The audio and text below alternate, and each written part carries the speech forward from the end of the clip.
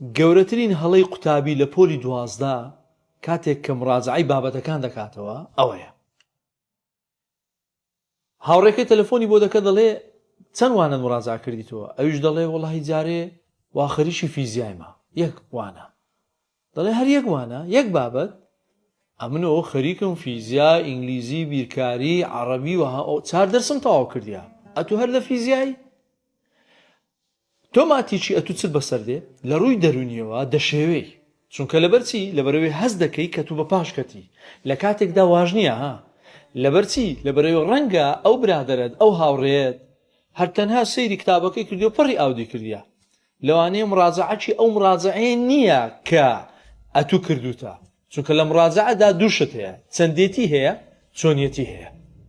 ئەو باخی بە چەندێتیدا واتە چەند کتاب مڕاجعە دەکاتەوە، لە کاتێکدا ئەتو باخت بەوەدا کە چۆن مڕاجعە دەکەیەوە. بۆیە مێشکت کاتێک کە مشەوەش دەبی لێ تێکەچی چ دەکا لە ڕووی دەرونیەوە ئەتو دەشێوی ورە دادەبەزی. بۆیە تکا دەکەم بە هیچ شێوەیەک تەلەفۆن لەگەڵ برادەرەکەت ئەنجام مەدە، ئەسڵەن موبایلەکەت قپاتکە، تەواو پەیوەندی لەگەڵ کەس ئەنجام مەدە، چونکە هەمومان ژیان و بەرنامە و کار و پلانی خۆمان هەیە. هیچ پێویست ناکە متابعە بکەی برادەرەکەت بزانێت چەندی مڕاجعە کردیتەوە، چونکە هەمومان ژینگەکەمان جیایە، ژینگەی کۆمەڵایەتی، ژینگەی خێزانی. بۆیە تکا دەکەم پلانمان جیاوازە، ئەو بە پلانی خۆی ئەتوش بە پلانی خۆت. سەر لە خۆت تێک مەدا، لە ئێستاوە تەواو پەیوەندیەکان بپچڕێنە هەتا دەگەی ڕۆژی تاقیکردنەوە.